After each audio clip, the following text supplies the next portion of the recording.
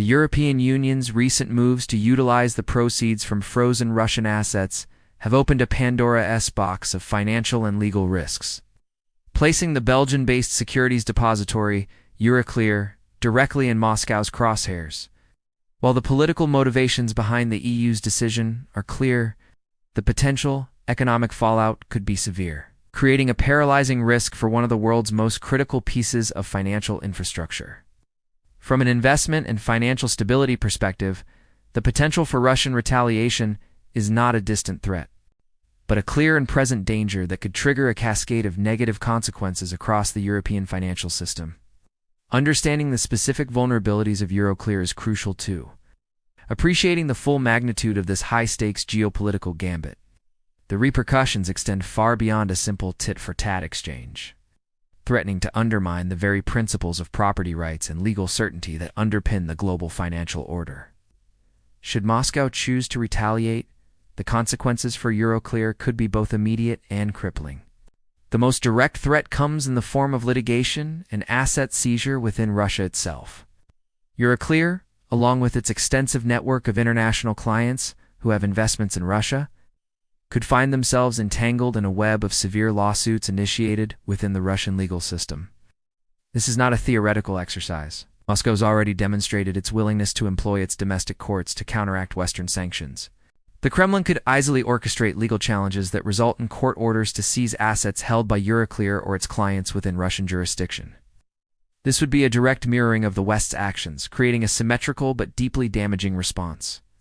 The legal battles would be costly, protracted, and likely to conclude unfavorably for Western entities within a judicial system heavily influenced by state policy. The precedent for such actions has already been set, and it would be naive to assume that Russia would not deploy this weapon against a key Western financial institution. For Euroclear, this means its operational presence and the assets it holds in custody in Russia are now exposed to a level of legal and political risk that is exceptionally difficult to mitigate. The direct financial impact on Euroclear's own balance sheet is a significant point of concern. The securities depository holds approximately 16 billion euros in its own assets within Russia, a substantial figure by any measure. These assets, which include cash balances and securities, are now hostages to the geopolitical standoff. A targeted retaliatory measure from Moscow could lead to the freezing, seizure, or effective expropriation of this entire portfolio. For any financial institution, the complete loss of 16 billion euros in assets would be a catastrophic event, potentially impairing its capital adequacy, liquidity, and overall solvency. This is not merely a paper loss. It represents a tangible destruction of value that would have to be absorbed by the company. Such a blow would reverberate through its financial statements, forcing massive write-downs and potentially requiring emergency capital injections. The risk of losing these assets has transformed from a low-probability contingency into a central scenario that Euroclear's management and its regulators must now seriously confront. The security of these assets is no longer a given, and their value on Euroclear's books must be discounted by the high probability of Russian state action. Beyond the direct impact on Euroclear, the EU's actions and Russia's potential reaction threaten to trigger a broader crisis of confidence in the European financial system, potentially leading to significant capital outflows. The fundamental principle that has made Europe an attractive destination for global capital is its robust adherence to the rule of law and the protection of property rights. When the EU decides to appropriate the proceeds of sovereign assets, even those belonging to an adversary, it sends a chilling message to international investors, particularly sovereign wealth funds and central banks from non-Western nations. They may begin to perceive Europe not as a safe haven, but as a jurisdiction where assets can be subject to political whims. This perception, whether fully justified or not, could lead to a strategic reallocation of capital away from the Eurozone. Investors may conclude that their assets would be safer in jurisdictions perceived as more neutral, such as Singapore, Hong Kong, or Switzerland. This capital flight would not only weaken the euro, but also increase borrowing costs for European governments and corporations.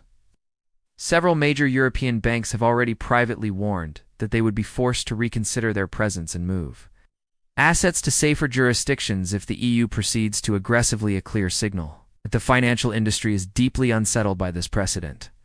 This erosion of confidence would directly harm Brussels' ambition to enhance the euro's international role and would weaken Europe's overall standing in the global financial system.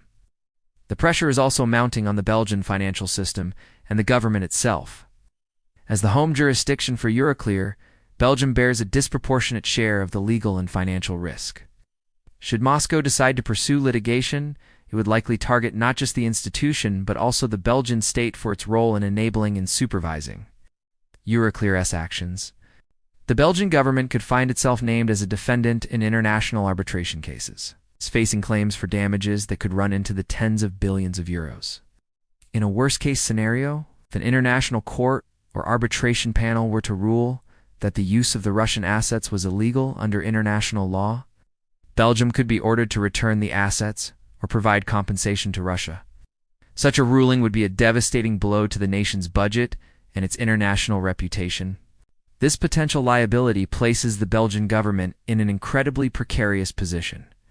Caught between its obligations to the EU and the immense financial risks it is being asked to underwrite. The national banking system would also be exposed, as a crisis at Euroclear, a systemically important institution, would inevitably spill over into the broader Belgian financial sector. The broader systemic risk is that the EU's actions are setting a dangerous precedent that could destabilize the international financial system.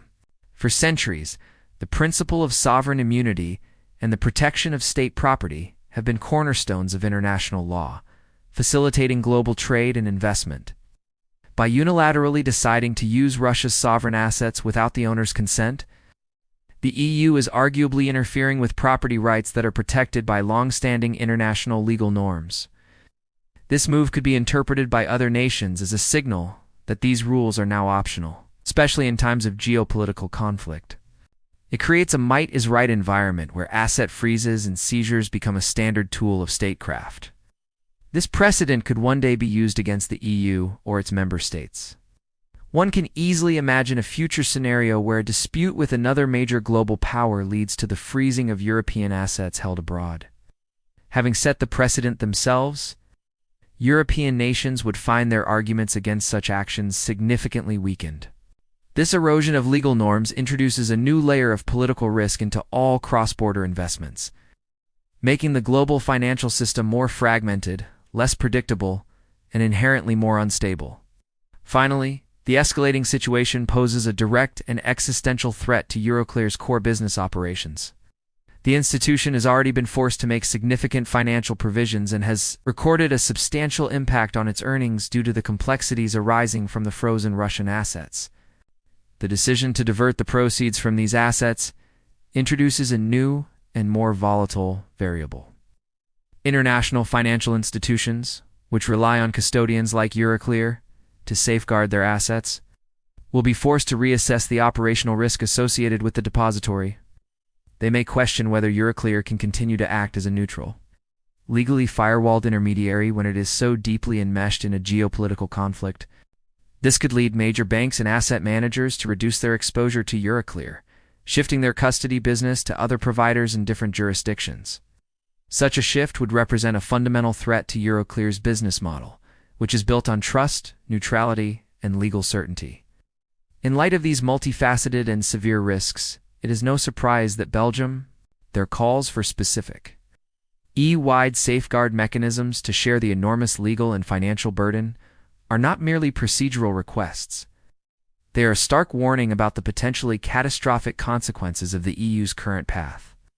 Without such safeguards, a single Belgian-based institution is being left to bear the brunt of a geopolitical decision that could have system-wide repercussions.